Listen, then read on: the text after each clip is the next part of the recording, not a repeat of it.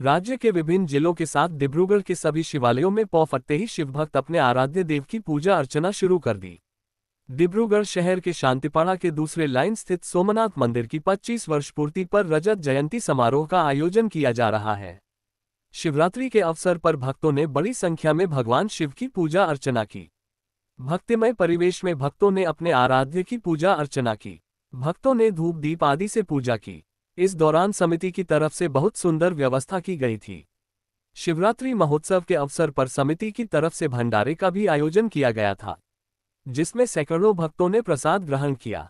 आपको बता दें कि सोमनाथ मंदिर के 25वें वर्षगांठ पर परिचालना समिति की तरफ से विभिन्न प्रकार के कार्यक्रमों का आयोजन किया गया, जिसके तहत सड़कों के किनारे पड़े पुराने देवी देवताओं की प्रतिमा एकत्रित करना, स्वच्छता अभियान, वृक्षारोपण, गरीबों में कंबल वितरण, विद्यार्थियों में स्कूल बैग वितरण, चित्रांकन प्रतियोगिता, सांस्कृतिक प्रतियोगिता के साथ ही बच्चों में देवी देवताओं के परिधानों की प्रतियोगिता शामिल है।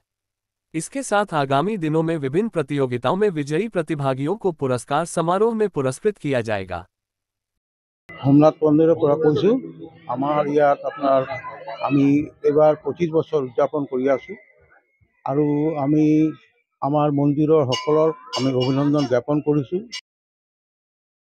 আমাৰ এই বছৰ সোমনাথ মন্দিৰৰ 25th ইয়াৰ্স সিলভাৰ জুবলি উপলক্ষে আমি বহু ধৰণৰ কৰ্মসূচী হাতত লৈছোঁ, যেনেকৈ চিত্ৰাংকন প্ৰতিযোগিতা খুব ভালদৰে হৈছে, কালচাৰেল ফাংচন, কম্বল বিতৰণ, ৰোড ক্লিনিং, গৰীব দুখীয়া মানুহ খাদ্য বিতৰণ আৰু গছ লগোৱা, গছ পুলি আৰু বিভিন্ন জায়গাত যে আমাৰ মূৰ্তিবিলাক যে আপোনাৰ পৰি থাকে গছৰ তলত, এইবিলাক আমি কালেকশ্যন কৰি এইবিলাক বিসৰ্জন দিয়া, তেনেকুৱা আমি বহুত ধৰণৰ কৰ্মসূচী হাতত লৈছোঁ আৰু ভালকৈ আমি এইবিলাক কৰিছোঁ।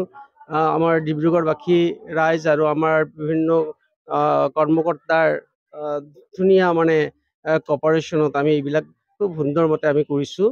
আৰু আজি আমাৰ শিৱৰাত্ৰিৰ প্ৰথম দিনা, তো ইয়াত আমি সকলো ডিব্ৰুগড়বাসী ৰাইজক আমি আমন্ত্ৰণ জনাইছোঁ আৰু তেখেতৰ ইয়াত আহি আমাৰ মন্দিৰত আমাক যাতে উৎসাহ বঢ়ায় আৰু চবক আমি আহিবলৈ হেৰি কৰিলোঁ, আমন্ত্ৰণ জনালোঁ।